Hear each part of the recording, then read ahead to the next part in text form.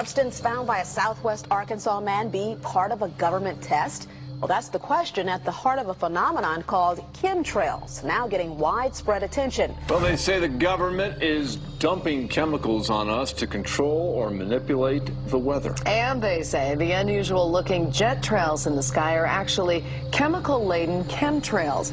People say the government is up there in airplanes spraying all kinds of chemicals to change or manipulate the weather, leaving what you see there, and they call that a chemtrail. So what I look at there and I think are contrails, you're telling me are chemtrails? Yes, that a contrail would be dissipated by now. And it's interesting, Dale and Christina, this is of interest not just in this country, but European countries and frankly all over the world. A lot of folks interested in it. Well, Dave, you mentioned that climatologists and others who study the atmosphere believe that they'd be able to surely spot any kind of signs of an ominous plot. Our journey started in San Diego, California, where thousands of scientists, engineers, policymakers, and journalists gathered for the American Association for the Advancement of Science Conference. One of the topics was the artificial manipulation of the Earth's climate, also called geoengineering. During the meeting, scientists spoke about the plausibility of implementing geoengineering campaigns throughout the world under the guise of preventing global warming. One widely accepted theory was to block the sun by spraying something into the atmosphere. When they were asked about existing aerosol programs, they stated clearly that no such programs have ever been implemented. But strangely, these proposals sounded exactly like what people around the world are claiming is already happening. When I found out that the American Association for the Advancement of Science was going to be held down here and the main body of topics would be on geoengineering, I had to come. I had to be in on this. I had to hear what these top climate change scientists had to say. And that's the other question about chemtrails and whether geoengineering is being deployed right now without our knowledge. I don't have any personal insight into that, other than to say that I worked in government at pretty high levels in the White House and at state government. I'm personally skeptical of that. But obviously, you never know what you don't know.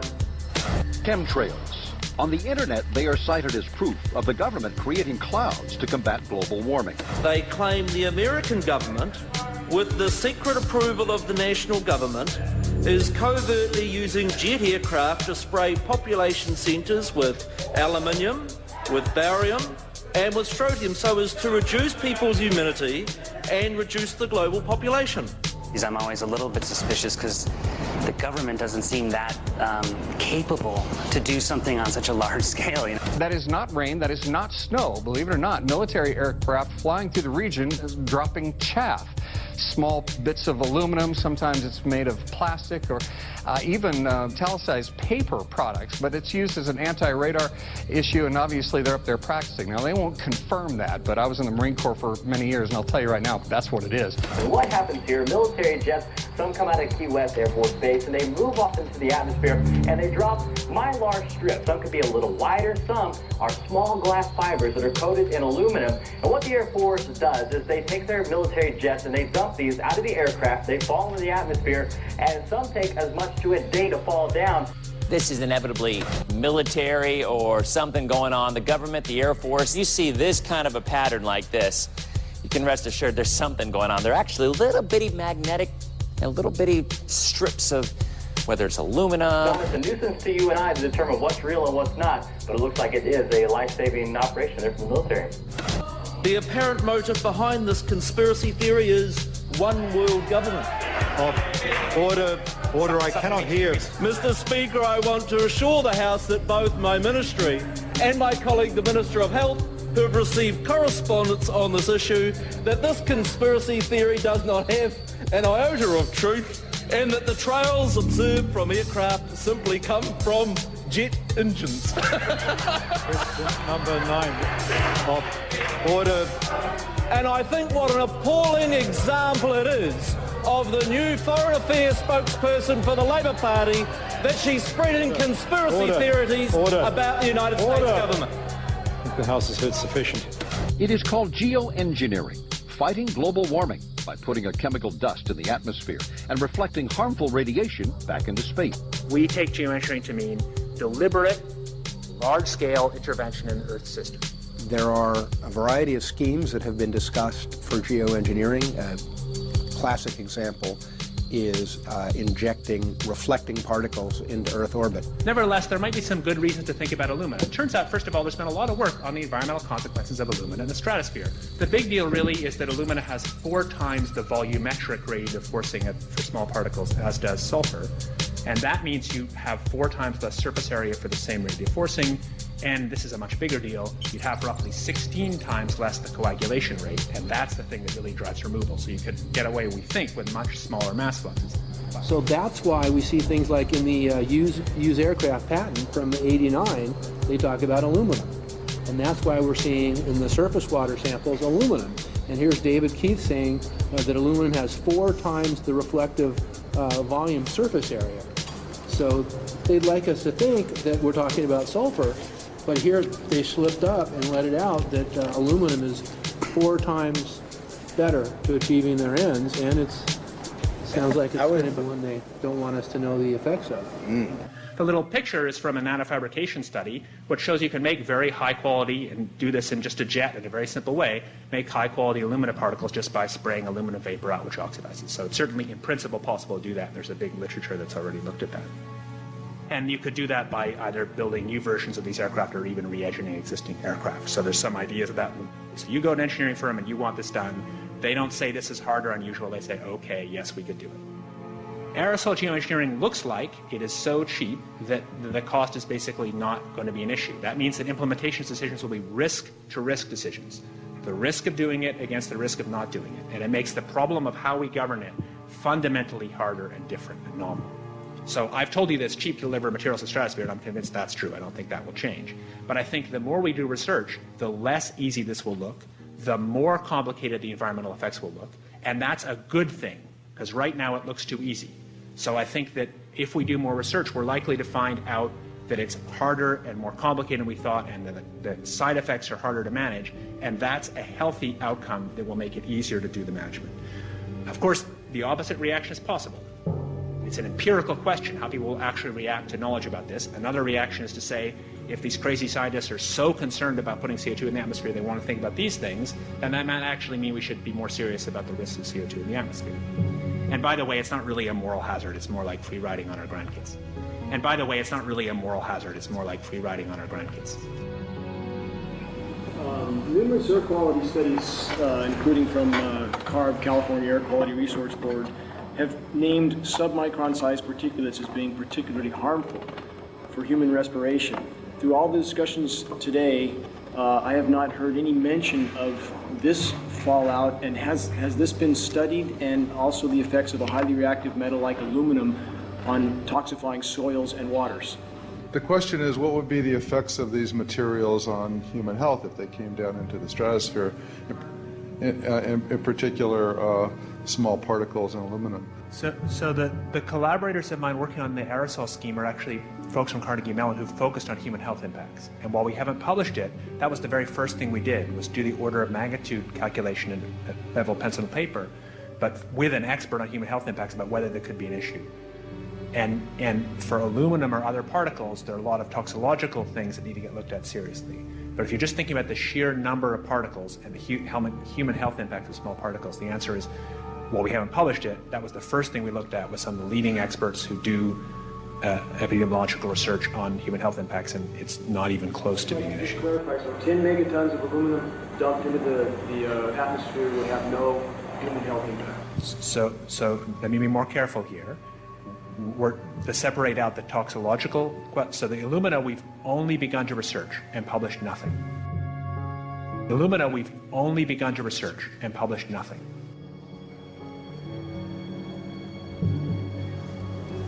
Dane looked at him and he said, so you're telling me that spraying 10 to 20 megatons of aluminum, as you said, would have no human health effects? He took a deep breath and he swallowed and he said, let me be more careful here. We haven't done anything serious on alumina, and so there could be something terrible that we'll find tomorrow. We haven't looked at it. And that, for me, that was the whole main point of what is going to be coming out to the public. It's the damaging effects of aluminum that are being found around the world in massive amounts. Here's David Keith confronted on this very issue, and he looked, you know, at that point like they just let the cat out of the bag. Mm-hmm. we haven't done anything serious on Illumina, and so there could be something terrible that we'll find tomorrow. We haven't looked at it. They're proceeding because they have an agenda that's separate from trying to thwart this crisis of global warming.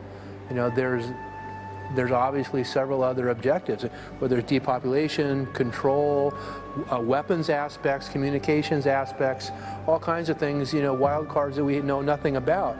We don't really know, and I'm not going to attempt to speculate on exactly what the agendas are, but we can see clearly the agendas are not benefiting mankind. You know, it's benefiting the agenda of the elite.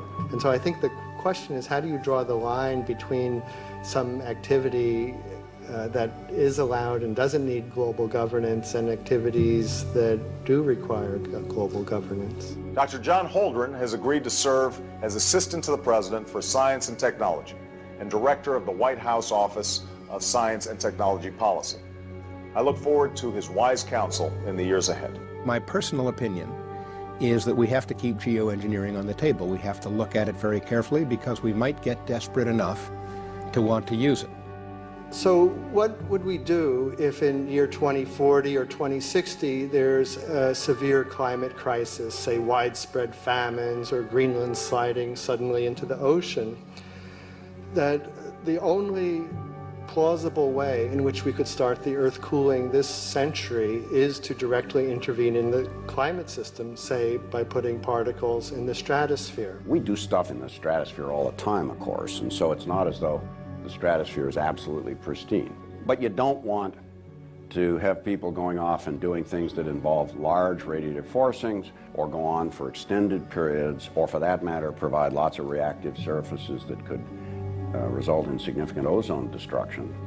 You know, maybe I'm putting a particle into the atmosphere because I'm trying to make money, or maybe I'm putting a particle into the atmosphere because I'm engaging in scientific research and trying to understand cloud physics, or maybe I'm putting this particle into the atmosphere because I'm trying to make it rain locally to seed a cloud and get more snow on our ski slopes. And this obviously raises all kinds of questions. It's hugely risky. It will likely negatively impact some people, but we might find ourselves in a situation where those risks seem worth taking. One of the things that really shocked me was in one of the breakouts they had the benefits of these programs and then the risks. Now the benefits, the one thing that was stated was the just cooling the planet. You know, some of the risks were ozone depletion, droughts in Africa and Asia.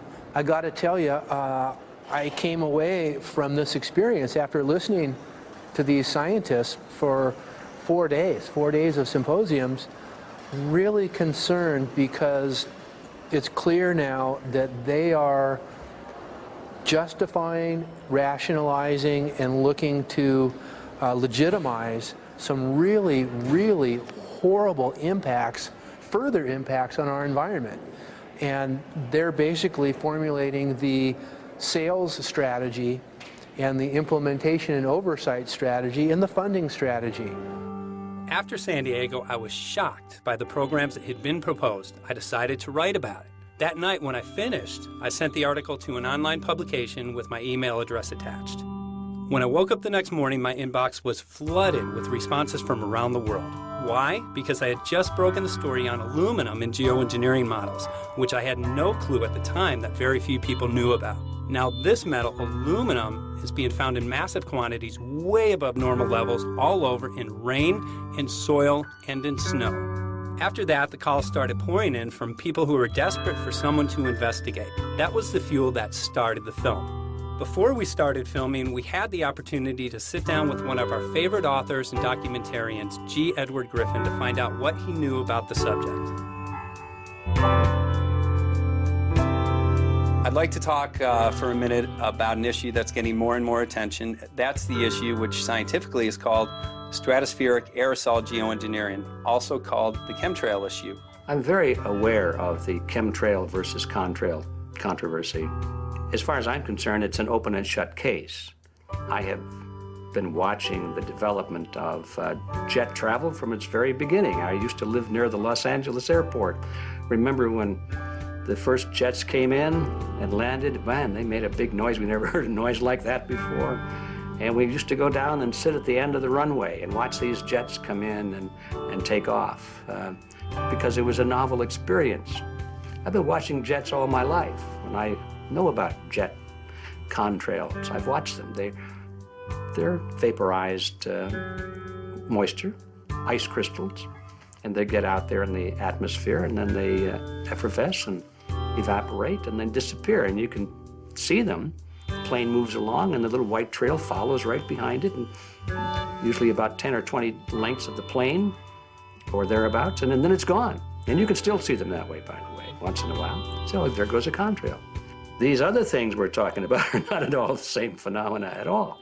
These planes go by, and they billow out this white smoke, and it covers the sky from horizon to horizon. It doesn't dissipate at all. And they crisscross each other. And you see this thing cover the sky and turn it milky, and then people start having trouble breathing, and then you hear stories about the aluminum and barium deposits that they're picking up and the residue. And you put it all together, and I don't see how anybody who's got their eyes open and their mind open can come to any other conclusion but that somebody is spending a lot of money and effort to spray the planet. The question is, why? I have my own theories, but I hope that there will be some good investigative reporters go out there and get us the answer. I know that whenever it's finally discovered, and it will be, the people who are doing it will undoubtedly say, oh, well, we did it for you folks. It's for the greater good of the greater number. It's for the society. It's probably to prevent global warming, or maybe it's to inoculate people against some kind of a dreaded biological attack. We can't go around shooting everybody in the arm, but we can spray them and save their lives. You see how good we are? We're doing it for the benefit of society. I know they're going to, whatever it is, they're going to say it was for your good or mine.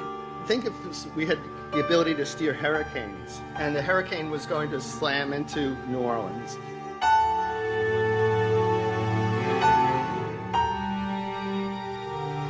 And let's say you could steer it so it would hit Mississippi instead, where for 100, that means I would be willing to more or less kill 18 Mississippians to save 1,800 New Orleanians.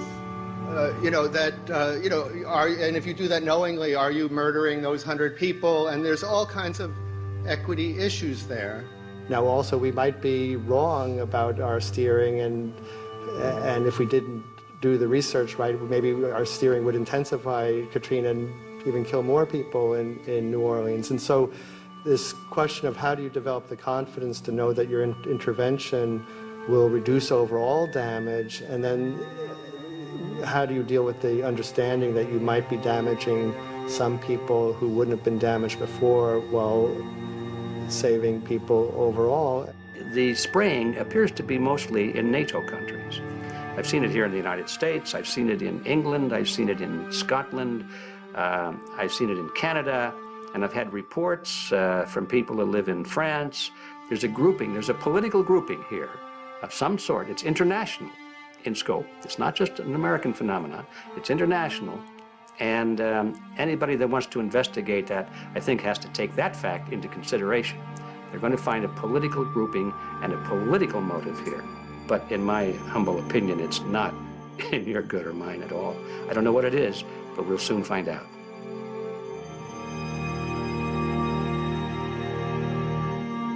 I'm sure that if you follow the old advice, which is follow the money, you'll come to the answer sooner or later. Soon we realized that we all shared the same need to get this information out there, to share with the public, to let people know what is being done. Ed felt so passionately about the issue, he offered to help us. Well, the main thing now, since it looks like the budget is going to be met, is to get it done well. We don't come off the tree knowing any answers at all. Yeah, we're not scientists. We're just asking questions, exactly. And we've got to be very skeptical about the answers. That's it's totally accurate, totally honest. Why can't people see this? They're not hearing it. They don't know that the facts are not being presented. We're very lucky, you know that? Look at this opportunity that's been dumped on us. I know. Opportunity. This is going to. Yes. This is going to be a battle, I know that. A challenge and a battle, but I mean, why are we here if it's not for that? We're going to go to a short break with DJ Foxy. Can't go to get a hold of Morrow, so it's going to be you for the moment. I'll call him again. So. Sounds good. I saw the sky crisscross with chemtrails, and I can't remember if it was in LA or if I was on the road, but I had looked up one day and I thought, look at that. That's not the flight path, man. That was a grid, a regular grid over the city, and I couldn't believe my eyes. Milky white clouds. And, you know, it all seems very obvious, and now the evidence of what we have on the ground with the aluminum, the barium, strontium, and with what we see in the patents and what the geoengineers say are going to happen, I mean, for the everyday Joe, this is a slam dunk. This is a very delicate moment for the powers that be, because they're taking a covered-up operation like the tropospheric aerosol program, or chemtrails, Project Icarus, whatever, it's had many names over the years. And they're making it over into a geoengineering scientific shield to deflect sunlight because global warming's out of hand. So at this very moment, the belly of the beast is right above us with no armor. Whether people believe in chemtrails or not, the geoengineering should be scary enough. And when people learn about geoengineering, chemtrails will then become apparent because they're the same. So you're talking about a global conspiracy here. Geoengineers propose doing this on a global level. Off to Redding, California. Guess this is the second step after the AAAS meeting. We'll see what we find.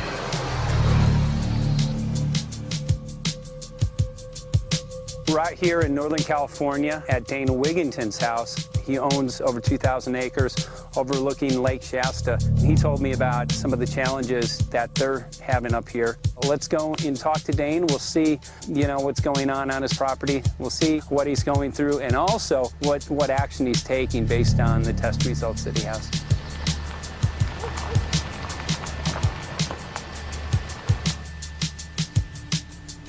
As you know, I have a background in the energy fields.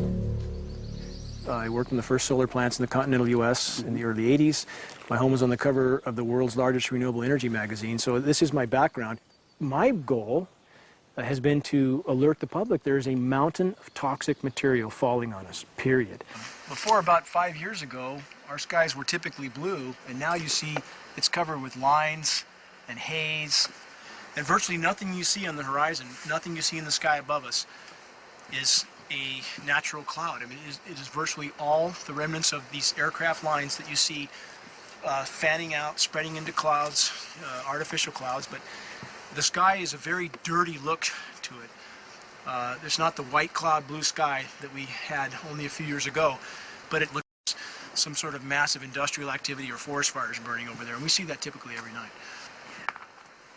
You see even down to ground level, the clarity drops off significantly, and we don't see that except for the days when we have these long, lingering trails that spread and cover the whole sky, and on certain days you can see these trails actually dropping vertically like a veil.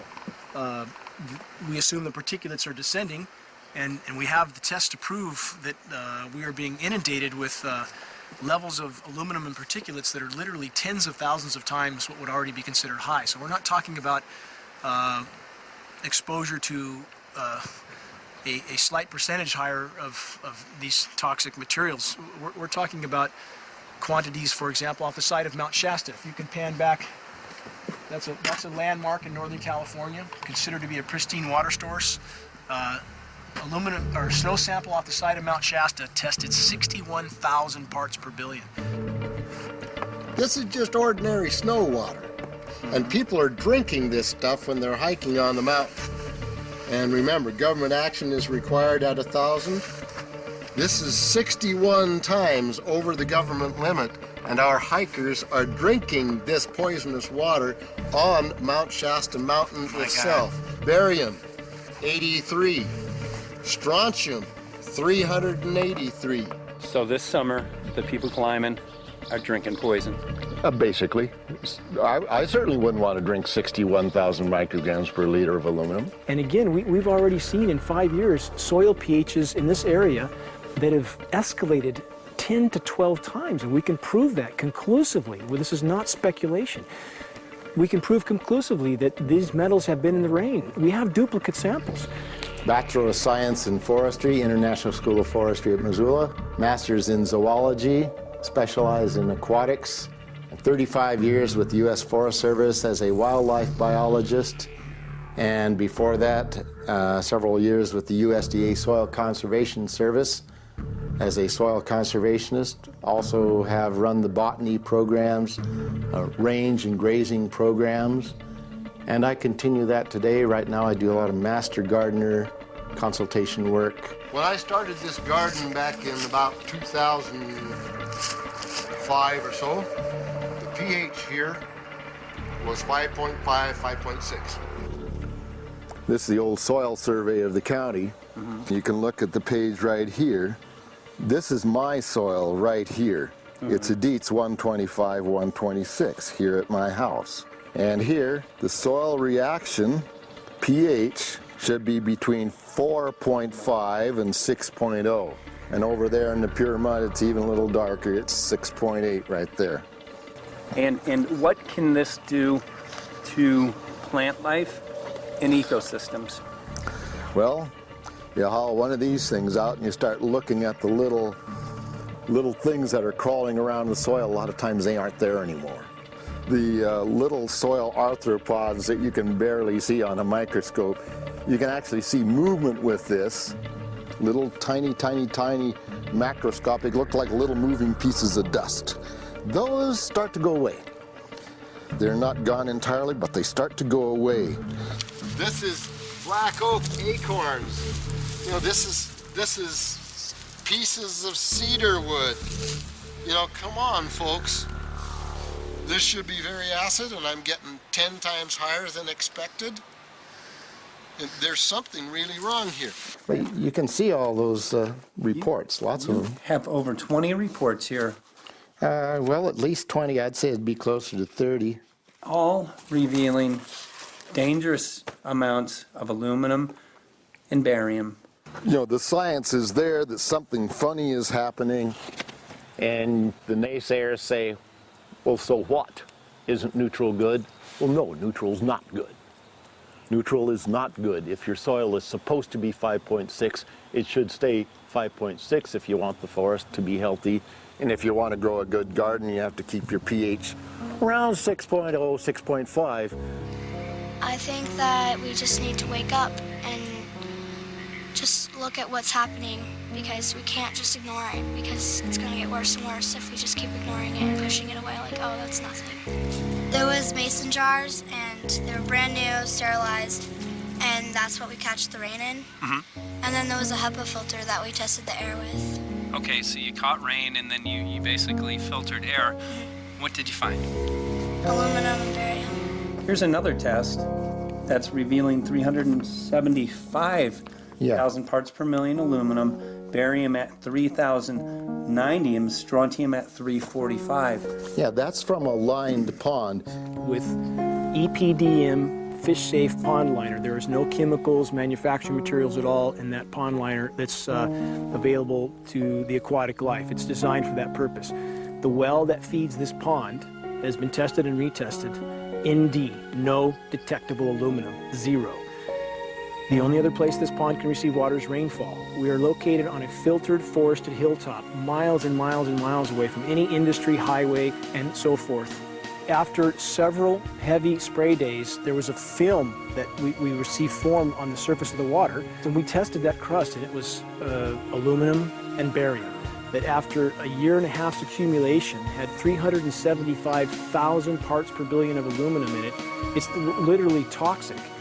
We can say conclusively that what we see in the sky matches expressly what's outlined in numerous patents, and the materials on the ground match those patents. This material was not there 5 years ago. It is a recent phenomenon in the quantities it's in. It has escalated in some cases 50,000% in 5 years in the case of aluminum. From our original baseline reading of 7 parts per billion, which was already high, it has escalated up to 50,000% in 5 years. And we've seen profound changes in that time. Dr. Leonard Time, PhD in chemistry, I cross-checked with him. And he says the oxides of aluminum, barium, and strontium will drive your pH into the coastal, from an acid soil like this up into the neutral. There's no question about it. And that's exactly... That's exactly what you see happening. Wow. I have a doctorate in inorganic chemistry from Oregon State University, in which I was working with different metals and oxidation states, and then did a postdoctorate work at Brandeis, where I was working stabilizing off oxidation states of different metals.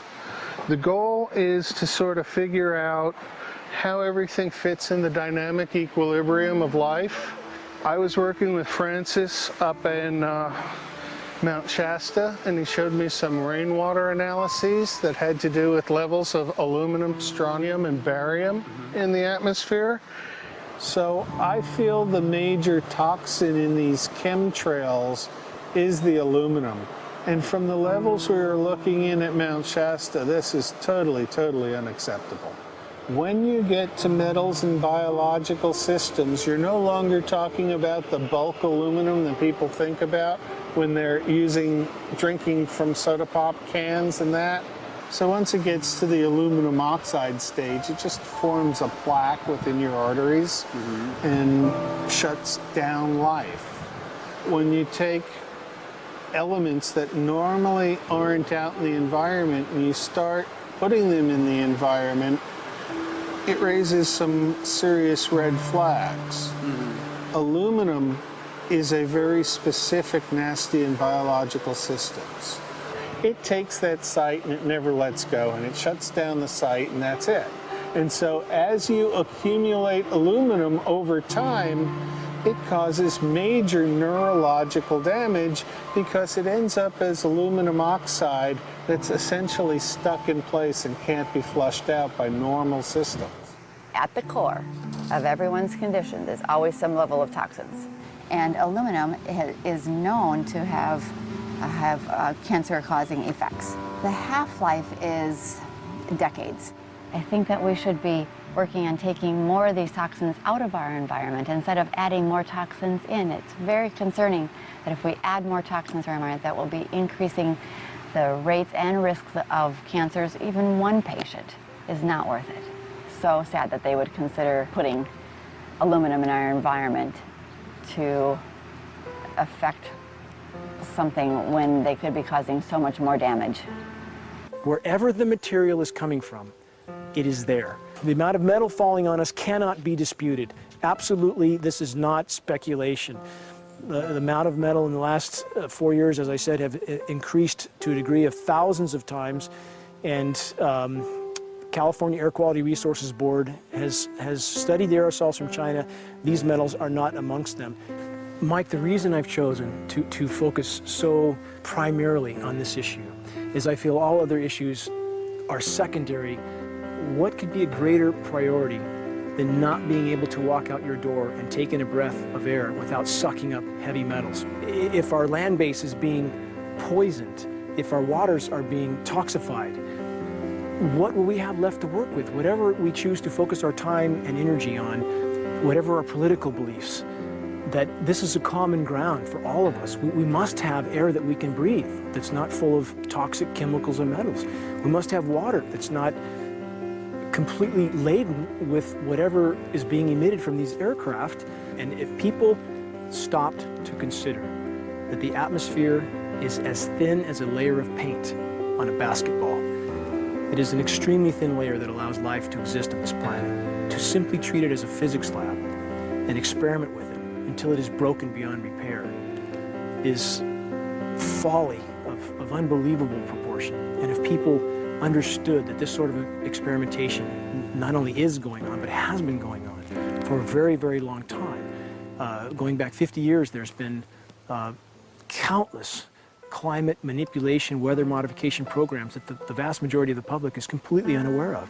And if they think that this is not true, that certainly that somehow they would have known if it was occurring, I would ask them to look at things like Agent Orange and the things that governments do because they can, because there's no one to stop them, because they have these huge military machines that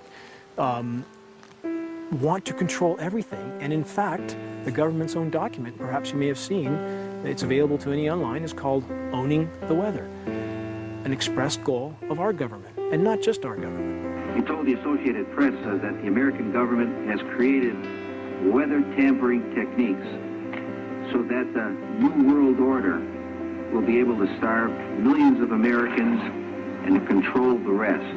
There is weather control techniques. Number one, the entire patents on the equipment. Number two, Senator Claiborne Pell's complete statement and story of his own that not only does it exist, but that we even utilized it as far back as the Vietnam War. Well, Murph, we're going to do what we can. Let's see what we can do. You got the scientists behind you. The scientists are with you, so at least this scientist is with you. I may not have $1 million budget, but I've got enough to show that something's dreadfully wrong. You got it. All right. So Arizona will be this Monday, the 21st. Senator Johnson up in Show Low. So we're going to be in the car a long time.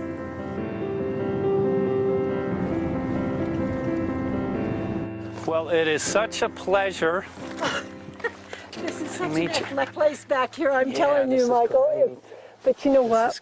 We love it. It's so private and it's so quiet and peaceful. And please come in. My name is Karen Johnson. I served in the Arizona State Legislature for 12 years. I was in the House for 8 of those years and in the Senate for 4 of those years. When you see a plane fly overhead, there's a trail that leaves the end of that plane, and it goes from one horizon all the way to the other as the plane flies across, and it begins to filter out and cover more and more of the sky in kind of ripples. It widens out and fills the whole sky. I mean, how could anybody think that that was the case? And then to live and to be underneath that and know that whatever is in that is falling down upon you and upon your animals and upon the earth. And I mean, it's frightening to me. And if people don't start really waking up and facing the fact that we've got people that are doing terrible things to us, and we had better wake up and fight back now. I mean, I'm the mom of 11 kids. I've got 35 grandkids. I mean, I've got a stake in this. I care about what is going to be left for my children. I care about it, and I'm extremely worried about what is going to be left to them.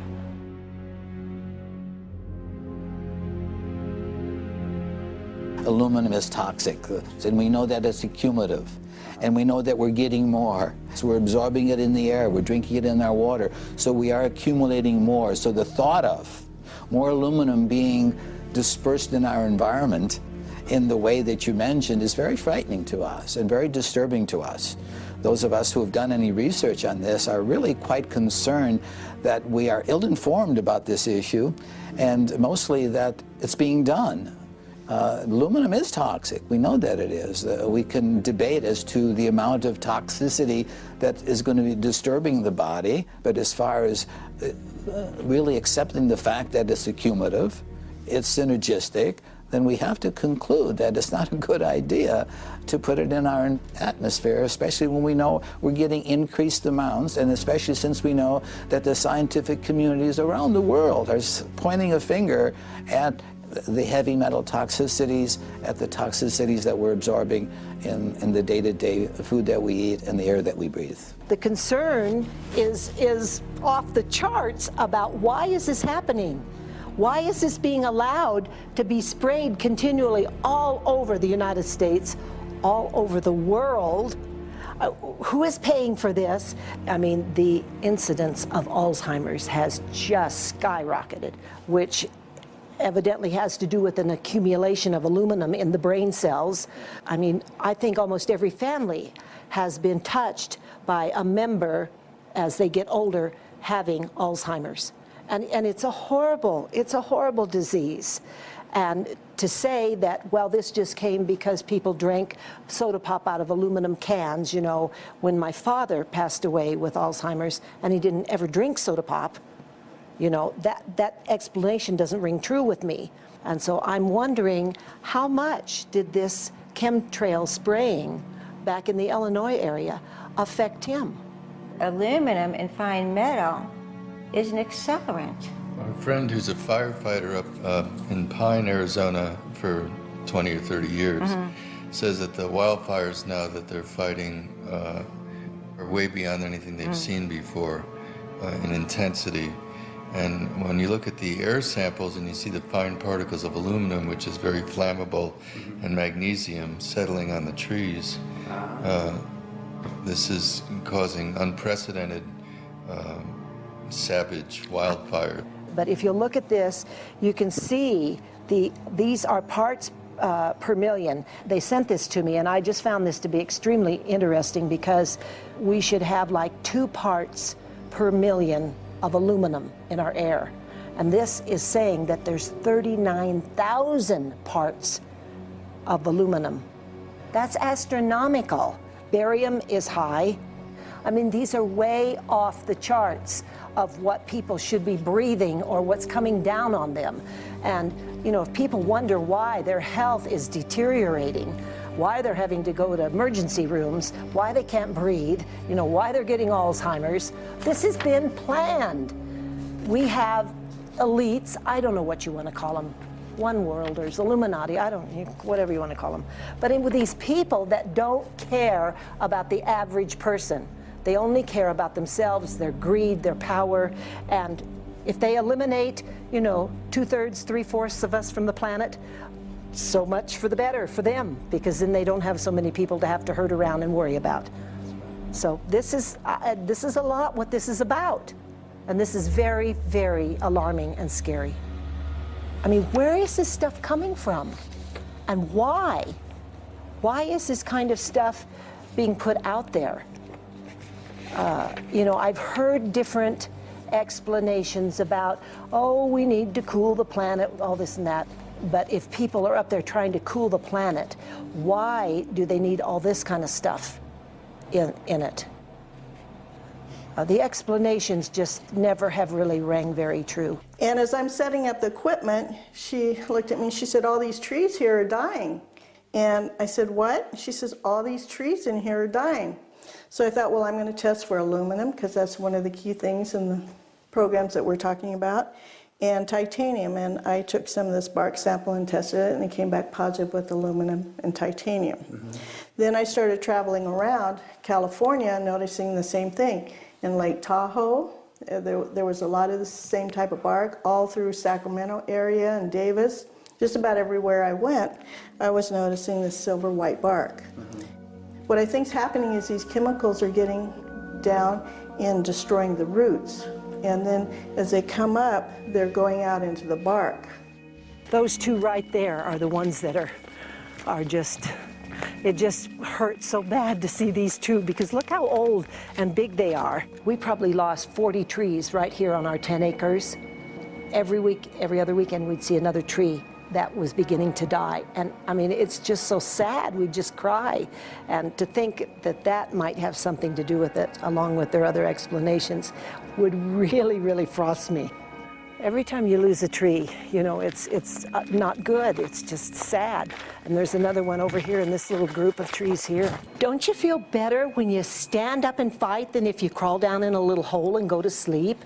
You know, I mean, my gosh, people, your families are out there, children are out there, your grandchildren. I mean, you've got to do something to help.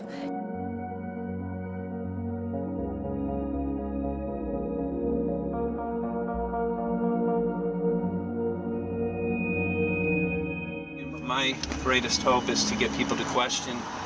And hey, if they don't wake up while we're there, I'm hoping to plant some seeds. We're going to the most beautiful place on the planet, Hawaii, to see what's going on, collect some data.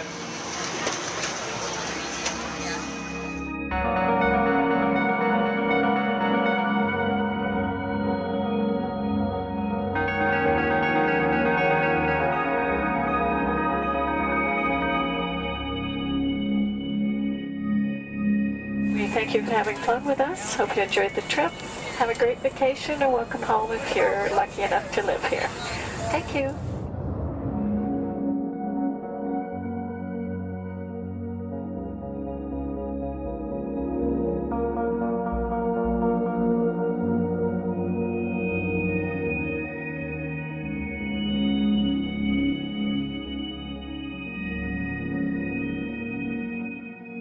The whole valley's off the grid, so it's either solar, wind, or generators.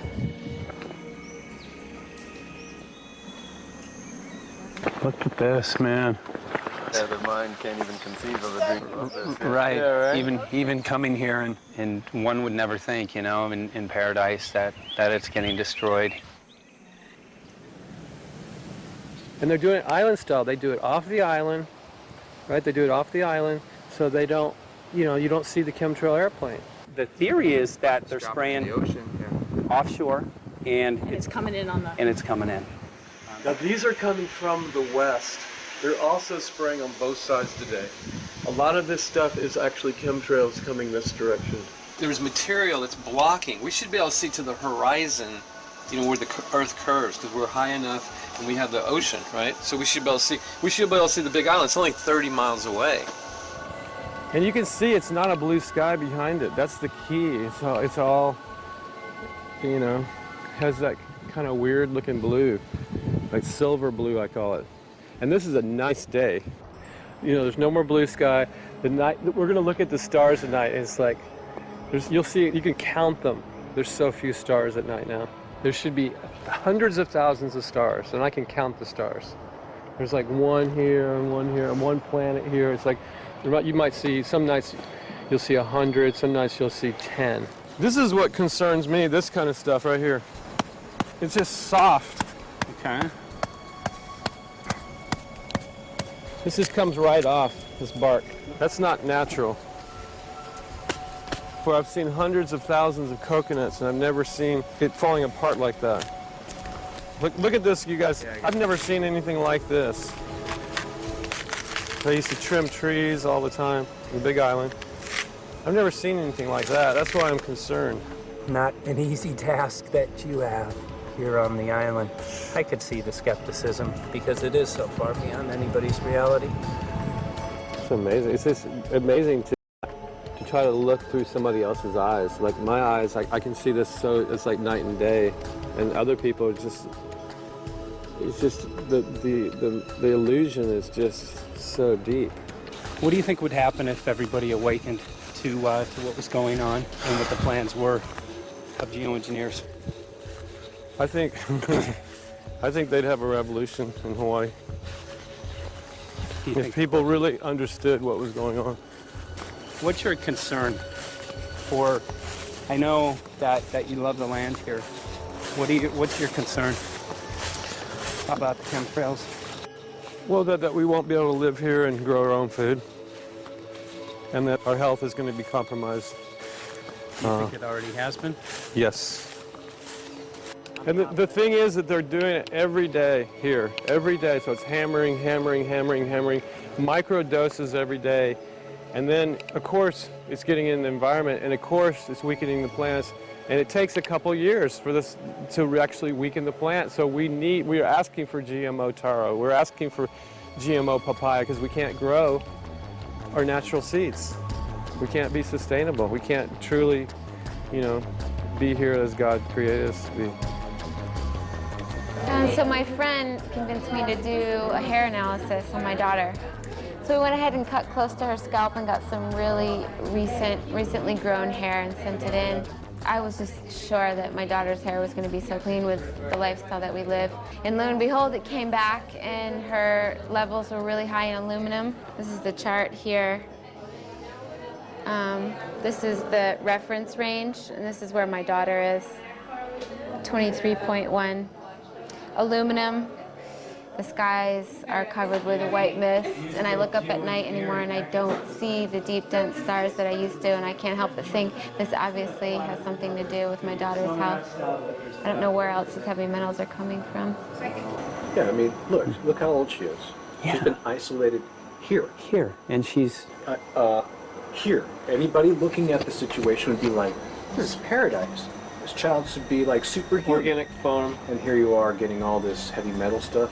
She has highest level aluminum on the chart. Never had a vaccine either. Folks, these people are playing God. They are playing God. They're manipulating the weather, and they're spraying stuff into the sky. They are trying to geoengineer everything, including your plants and trees and your ocean. Well, tonight, we're just hoping that instead of not looking at it, you start looking into it, because I really believe from the bottom of my heart that we are in a real crisis. I really do. They are proposing dumping 10 to 20 million tons of aluminum into the upper atmosphere. What does aluminum do? It changes the pH of soils, which is toxic to plant life. Also, it's very toxic to human health. Are they doing it? Well, let me tell you about my experience and what we found. We have much evidence that not only suggests, but I believe prove that they are happening. Jeff, what's going on? And as I promised, we're joined right now by a very special guest, Michael J. Murphy, currently on location in Hawaii. He's working on a documentary film called What in the World Are They Spraying? Michael, welcome to the program. Great to speak with you today.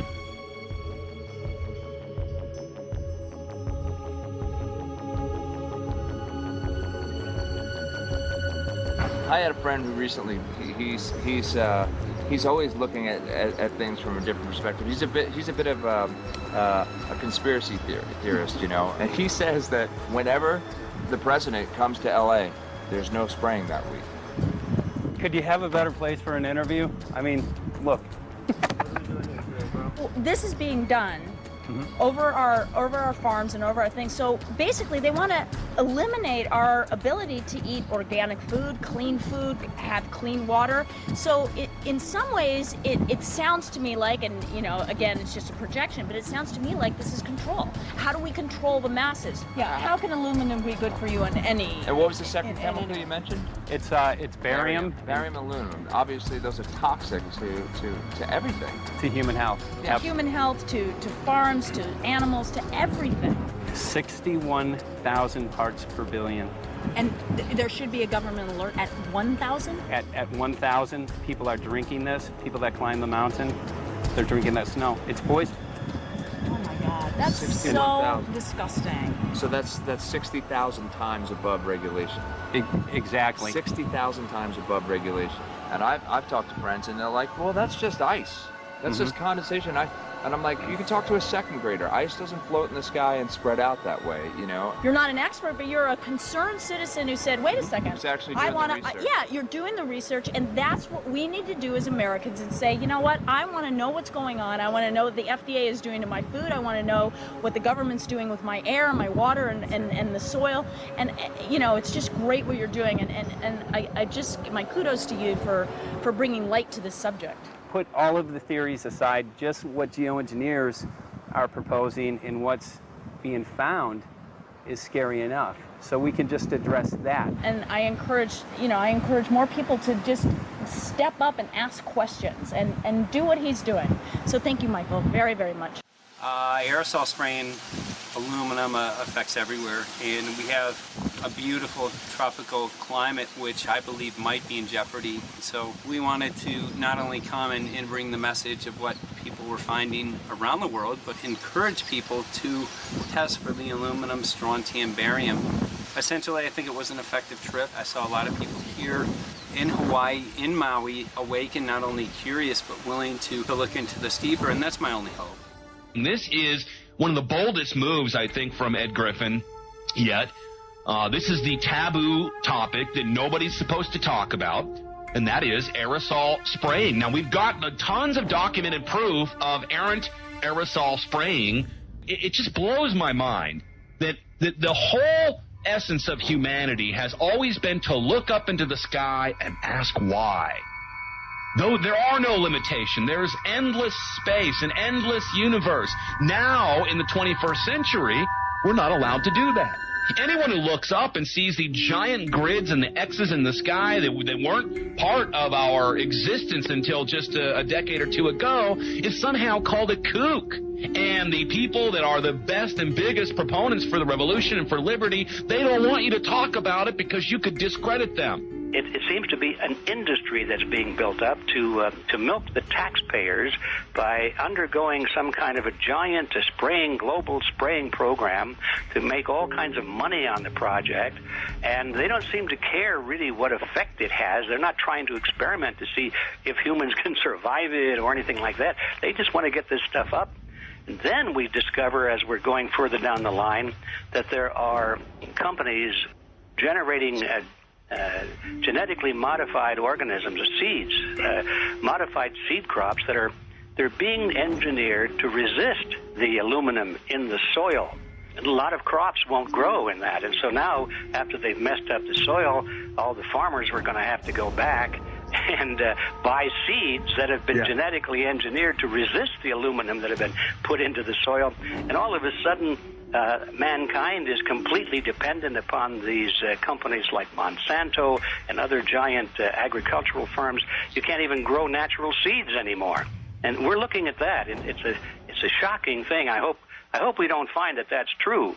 But all the arrows right now are pointing in that direction. We get into cost-benefit analysis here because there's also HARP could be involved in this. Geoengineering, as you guys mentioned, which is documented heavily in Dennis Kucinich's bill, that is the Space Preservation Act, which, by the way, I don't think got through Congress. And then Kay Bailout, as we call her here, Kay Bailey Hutchinson, also put together some legislation in order to qualify geoengineering, which, again, is supposed to save us all from global warming. But it is cost-benefit analysis because they can benefit on so many different levels. Ed, that's how they do everything, isn't it? That's right. And, there's an old adage, if you just follow the dollar, follow the buck, you get to the source of the problem.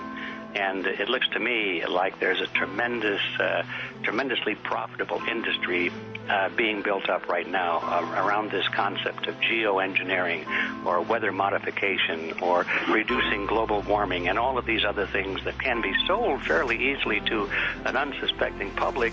They all say, oh, well, that's good. We don't want global warming, And so they put up with this, and they don't question, they don't criticize. But behind the scenes, you see a whole industry being built up, which is, as I say, tremendously profitable. And the money for all of that is coming from the taxpayers. And it's a scam is basically what it is. We're just focusing on the one area that is real easy to prove. There's no speculation in the area that we're going into. They definitely are doing this geoengineering. They definitely are talking about it. They're working up formulas for it. They're putting together strategies for it. They've got funding for it. Everything is in place. We don't even have to go into those other areas to make the case. Okay, let them believe that, but at least they must understand that there's no question that they're talking about it and planning to do it. And so shouldn't they be equally alarmed about what they're going to do if it can be shown that barium and aluminum and some of these other toxic metals are very destructive to the planet and destructive to human health? Isn't that enough? How many issues do we need to crank into this? And so, if you're going to kill the planet and kill the population, do we need any other reason to be alarmed? What in the world are they spraying? Thank God people are asking this question. That's all we want. We just want to be able to ask these questions. Our good friend G. Edward Griffin, all these years, Mike Murphy and Paul Wittenberg are doing this great effort with your help. This is a community effort to get people real information. What in the world are they spraying? Any final quick comments before we're out of time? And my only final thought is that we asked the question, what in the world are they spraying? And we now know what it is. And folks, you're not going to like it.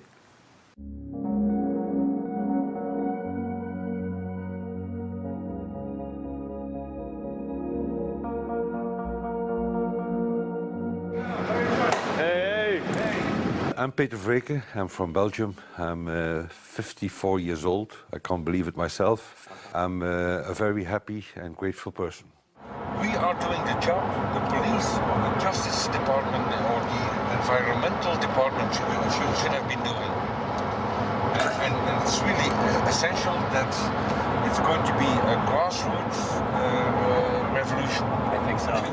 God is on our side because we are not fighting against, but for. Yes, we're fighting for. I was in the council for about 25 years and also a period as the mayor. So from that moment on, 10 years ago, everything started to change. I start to get a picture of what is really going on. And it became crystal clear to me that we, humankind, have been manipulated and dominated and exploited for centuries. So, and this chemtrail phenomenon made me angry because I was so helpless. You can decide what food you're gonna eat, whether you're gonna smoke, what water you're gonna drink, what kind of life you're gonna lead, but not with this phenomenon. Then you are just a victim. It's only a game. And there have to be good guys, and there have to be bad guys.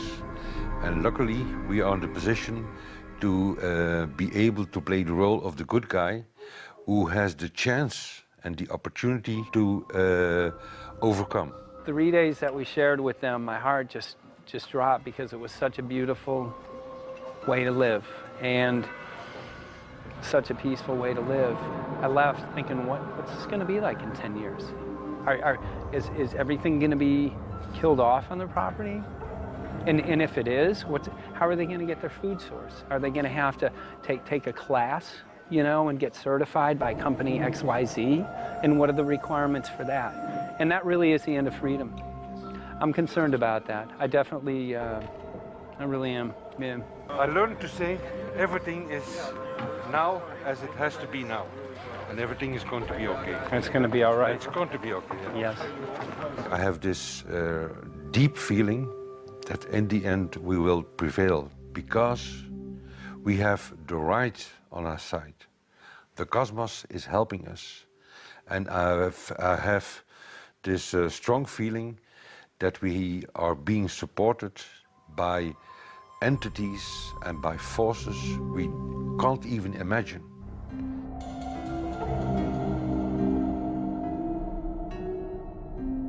Here for the first time we have this scientific proof that we are being spread. We are being spread, and it's incredible and it's hard to believe, but we are being spread. I think at this moment to stop is not an option. Once you know it and once you have a tool like this and an opportunity like this, that the issue of chemtrails or persistent jet contrails or whatever name you use for it, that this phenomenon is recognized as being real, publicly debated on. In the context of geoengineering, I think it's high noon to bring this to the public. This is what the sky is supposed to look like. These are old paintings. We forgot this, I'm afraid.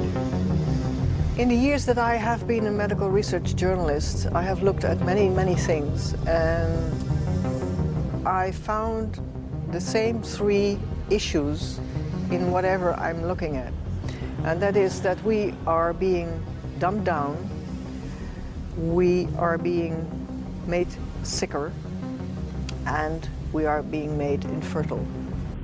Citizens gathered from around the world in Belgium for the first International Chemtrail Symposium. The event attracted leading professionals, politicians, and activists who discussed the health, environmental, and social implications of these programs. Today it's only going to be about facts, documents, figures, patents, licenses, everything that brings us to the truth. We have no other weapon against this vast complex than exposing and bringing the dark works in the light of the truth. We have the hope that by our efforts, more and more people will become aware of the fact that we are deceived by our leaders. So today, we, as a family, join forces with the people who publicly made known to the world that chemtrails are not a conspiracy theory, but a conspiracy fact. From the Technische Universiteit Delft in the Netherlands. Ladies and gentlemen, please welcome Koen Vermeer.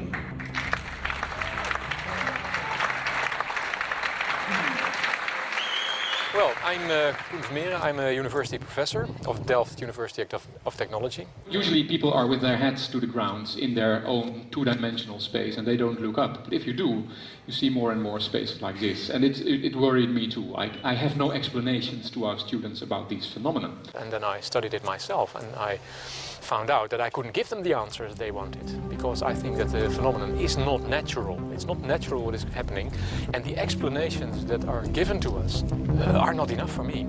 If you look at them from a scientific point of view, the first thing a scientist does is trying to explain something. Because I'm smart and my students are not as smart yet, so I have to give them answers to questions. But if you ask most scientists, honestly, they cannot answer all your questions. If people are using climate control over our heads, I want to know about it. I want to know the consequences, I want to know the health impact, I want to know everything. I need, as a teacher in my university, to give answers to my students. And they have good questions. And I don't have the answers, and I want to know. Excellent. And we should discuss this. Ladies and gentlemen, for here you in the auditorium and for all over the world, Michael Murphy.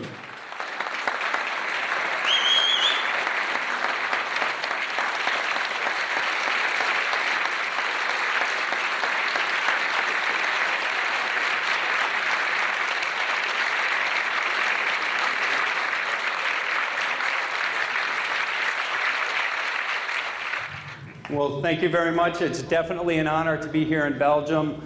The people who are in power control everything. They control the markets, they control us. Now they're even controlling the weather. And they can use that for warfare applications. The one thing that they cannot control is what God had originally made, and that's natural organic seeds. This is called the Hegelian dialect. It's called problem, reaction, solution. The problem here is massive amounts of aluminum, things starting to die. The solution is company X that says, hey man, you're not getting yields on your crop. Everything's dying. But I got the solution. I got a seed that will grow in this environment. The only problem is now you have to start buying from me. We're a little concerned that maybe part of this agenda could be to kill off anything that's natural and organic and re-engineer it with aluminum-resistant GMO seeds. Many may know we just got back from a week of filming in Hawaii, and it was an incredible trip.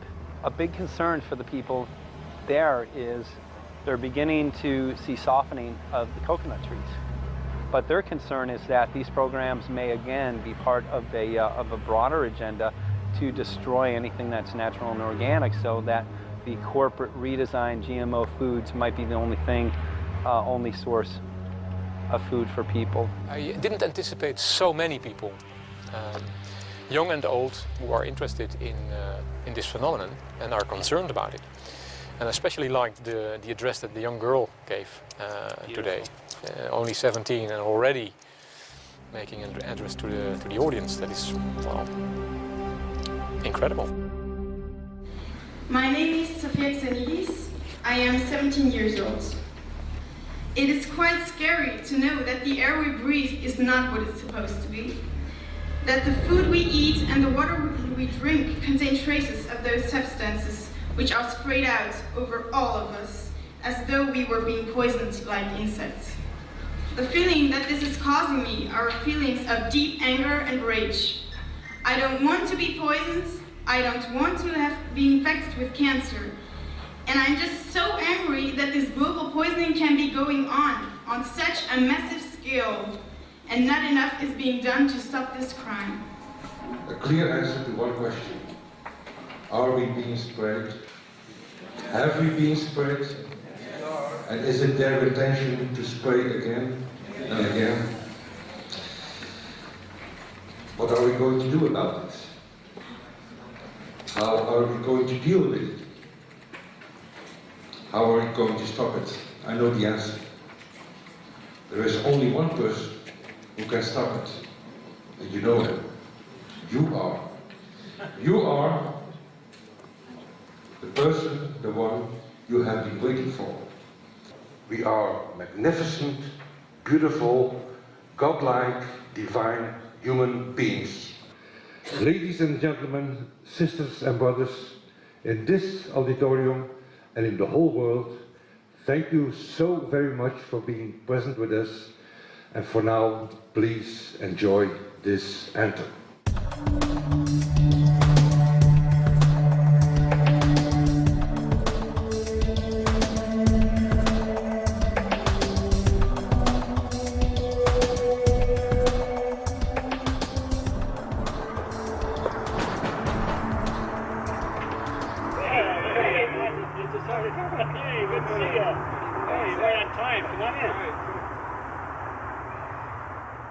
So anyway, I'm glad that the weather's been good for you fellas so far. Just think if we were doing this in the wintertime, you might, if you're going to Washington, D.C., you might run into snow. Thank God we're not. That's right. You know, it's interesting because of the different weather modification programs. There's something like, I think, right around 32 in the continental U.S. alone going on. So the theory is that geoengineering is in part weather modification. You know, Mike, that's a very good point. There are so many subsets connected with this issue of geoengineering. People are writing to us all the time with information about the connection to global warming and the connection to weather modification. Some people think there's a connection with Morgellons disease. Others think it's kind of a means of transmitting electromagnetic impulses from the HAARP antenna system up in Alaska and Siberia. It's your head spinning, and each area, I think, is worthy of investigation, but we have so little time. I think it's wise for us to stay focused on just the aerospraying and the toxic effect of these chemicals and the destruction of the planet and the damage to human health. What more do you need than that to convince people that we have to put a stop to it? So to stay focused, I think, is our mission on this one.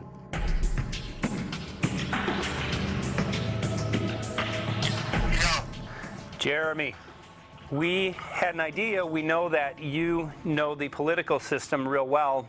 Our idea was this: we have a ton of data and information that we've collected throughout our travels, and you know, we really think a good way to end the film would be addressing this to elected officials, some of the senators. So we were wondering this, if you might be able to come and kind of help us out and perhaps show us the way in how to get this done politically. But it sounds like a really good idea, and I'm also going to get to, in terms of researching who it is that we should really focus on talking to about this. At the very least, if we could make it impossible for them to claim that they don't know at this point, we can strip away their plausible deniability that they haven't heard of the data that points to geoengineering stratospheric aerosol operation already going on. At the very least, it should be very interesting to go to district of criminality and put some people on alert. Yeah, you have a lot of enemies in Washington. That's where all the power comes together and the money, you know. So there are people there, I'm sure, that just don't want us to do this job. But I'm glad you're going, and you'll find out.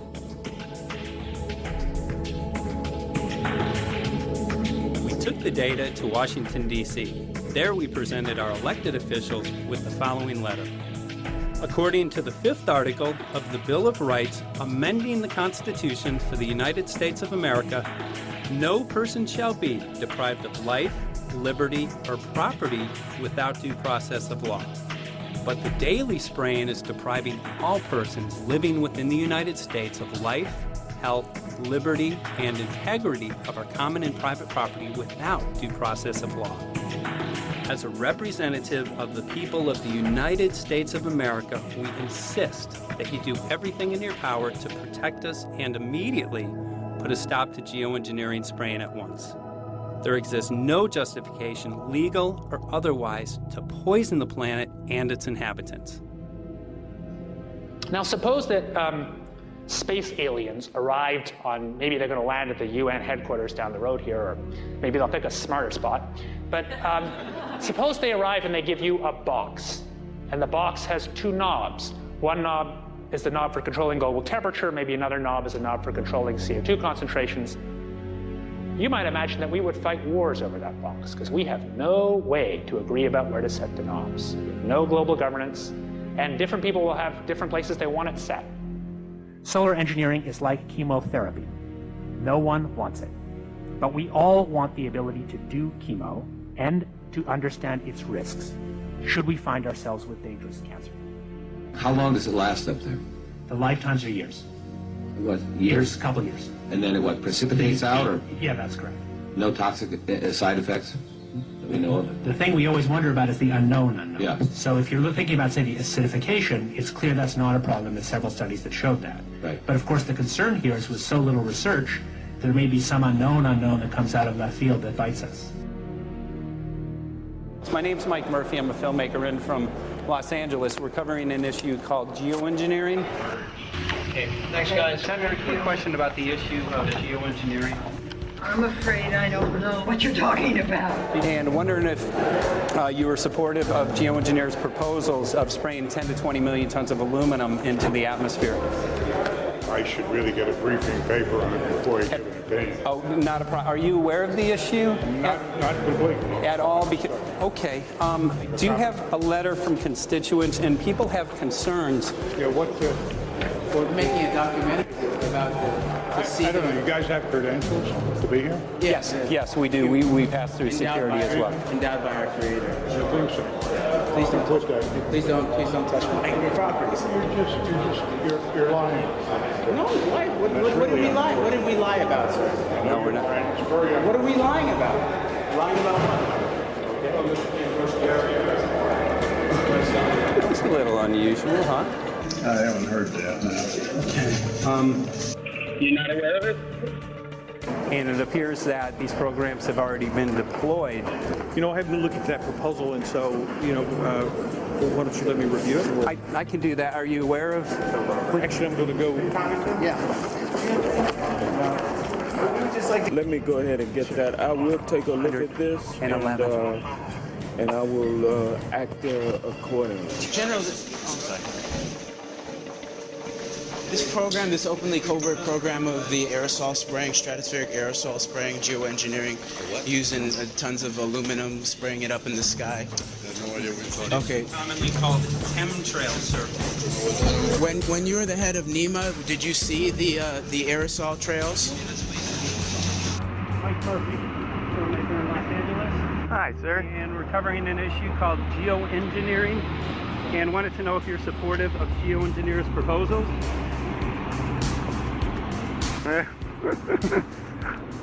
Congressman?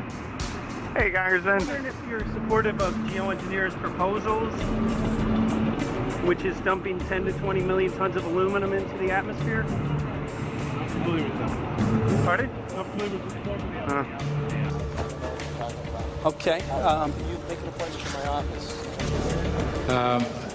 I'm not supportive. I haven't looked at it close, so I don't. Have you heard of the issue? Because it's becoming mainstream in public, and there are actually congressional committees which are being formed to talk about these programs. Mm-hmm. Yeah. Well, I think when we drop anything into the atmosphere, we should know prior to the effect of that, right? Yes. And if we don't have the knowledge as to what the effect will be, we shouldn't do it. I think there are 4 different options for thinking about deployment of geoengineering. The first one would be we just ban it. I would argue that one does not want to get too firm a restriction in place on small-scale studies early on because it'll tie the science hands.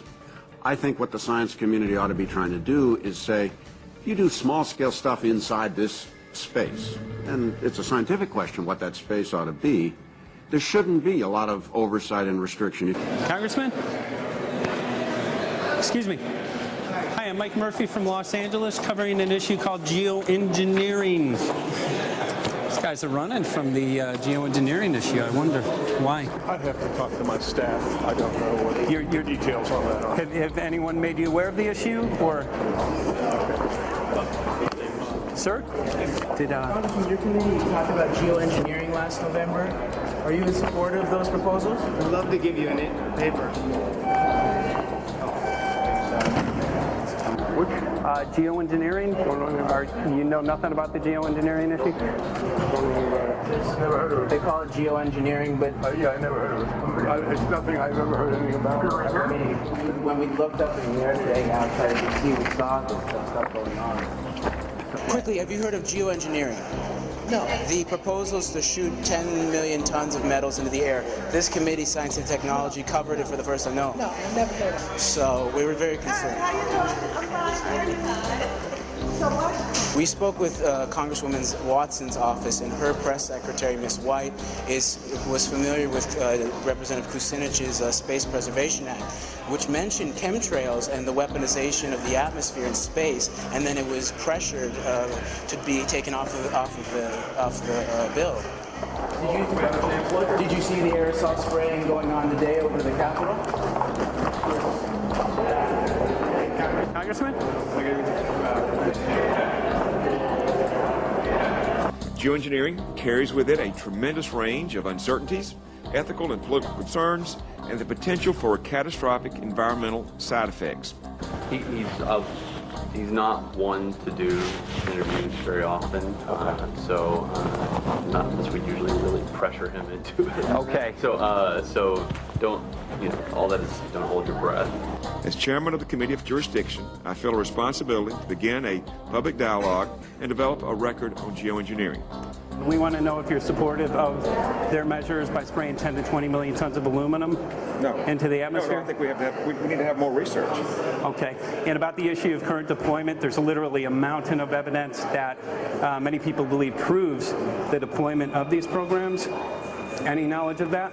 No, there's certainly not a mountain of evidence, but I do support research into geoengineering, and I also support looking into the international governance of that. Okay. I hope anybody that has studied it knows, at least I think, that it's a radical proposal, and I hope we don't have to use it, but there may come that point in time where we do. Now, if we could provide you with the evidence that suggests that these programs are and have been ongoing, would you be willing to address this publicly?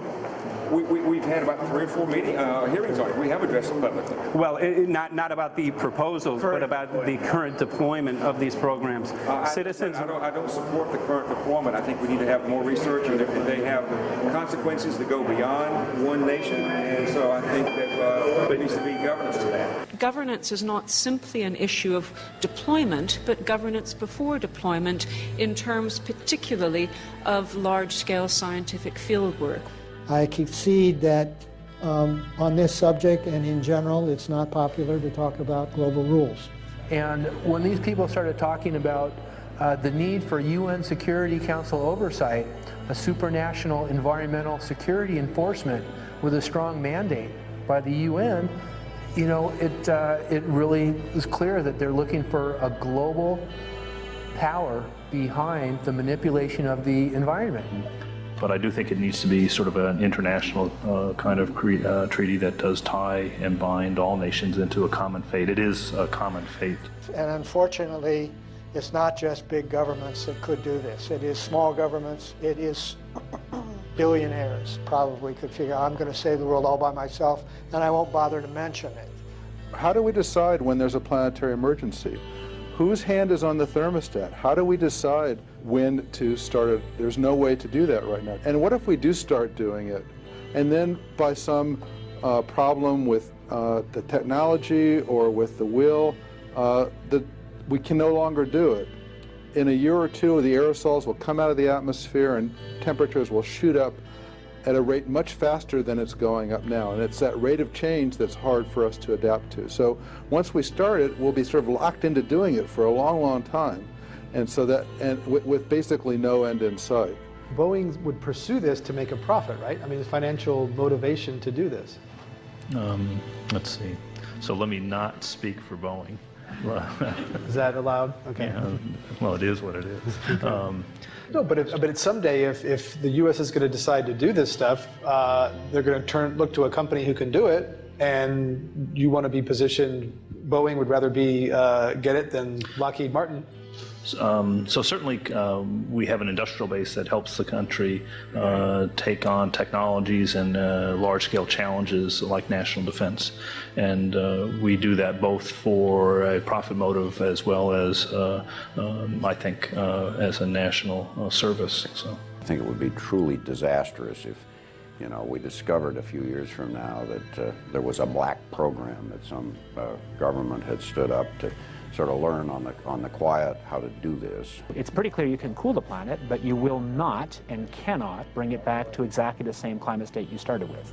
So you may or may not, and I expect we'll have a lot of back and forth about how useful it is to ameliorate the risks of climate change. I think there's a good evidence it probably is useful, but we don't know. But it certainly can't get you back to exactly the climate you started with. I think everybody agrees with that. Do you think you'll see deployment in our lifetime? Let me say I hope not.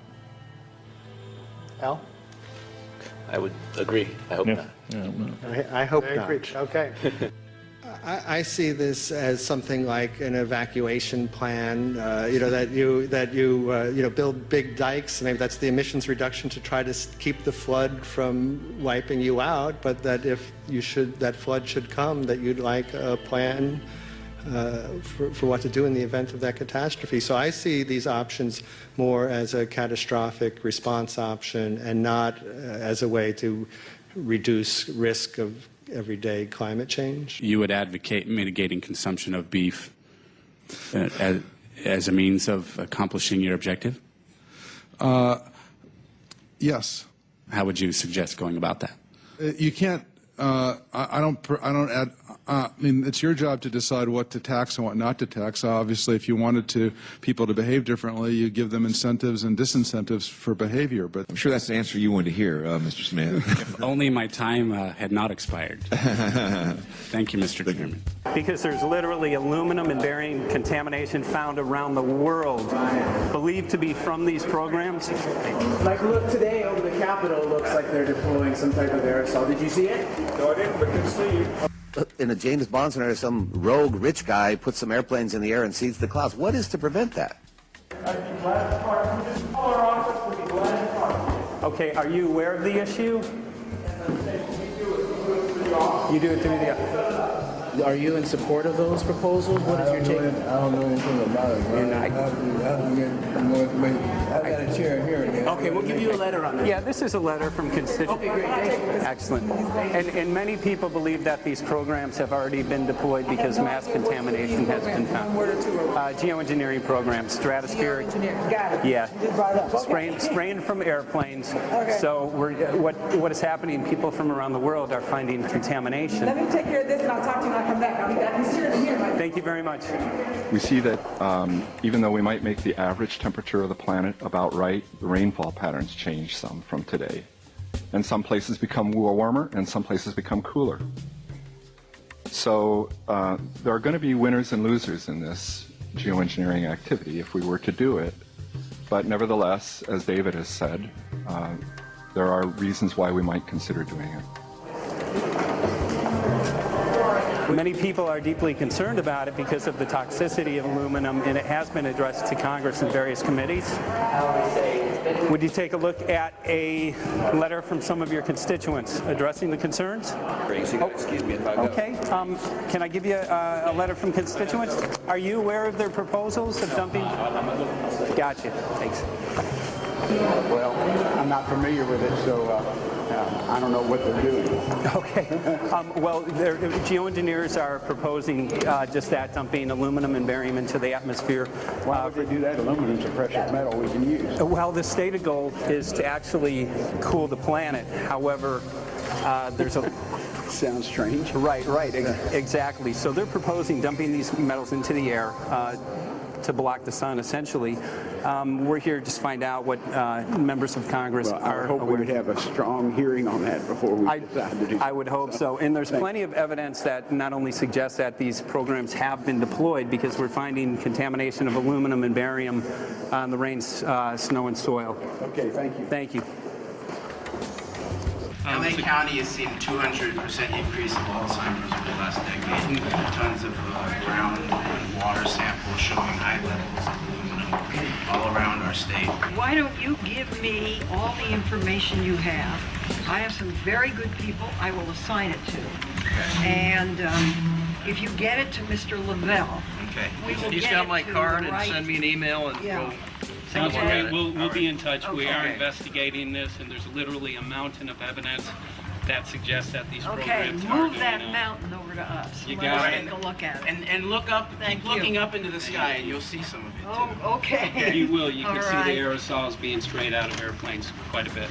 Okay. So thank you. Yeah, the future of humanity is definitely dependent on it. So we're counting on people like yourself to take some proactive steps. So thank you very much, guys. You're very welcome. Appreciate it. Thank you. Thank you. Right.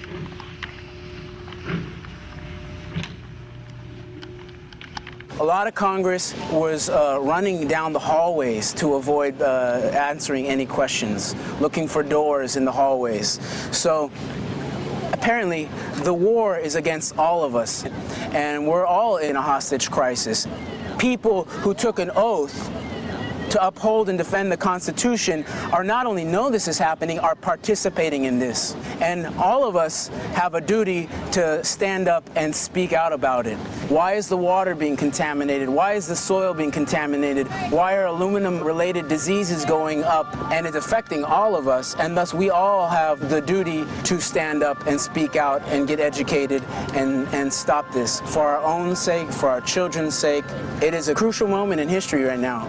The human beings, we need to decide whether to live on our knees while being sprayed and poisoned every day, while being under a continual threat, or whether we are going to stand up and live as free human beings and seek truth, justice, peace, and freedom for all of God's children. So as you can see, we're ending our film here in Washington, D.C. We've made many public officials aware of this. Most of them either denied any knowledge of this or they simply were unwilling to address the situation with us. So as you can see right behind the White House, we do have aerosols behind us. The spraying has continued. What is the solution? Is the solution here in Washington, D.C.? Clearly, this is one of the solutions, but the solution is not only here, the solution is within you. This issue affects all of us so deeply. So you need to look inside. Please get active, get involved, start spreading the word with growing awareness.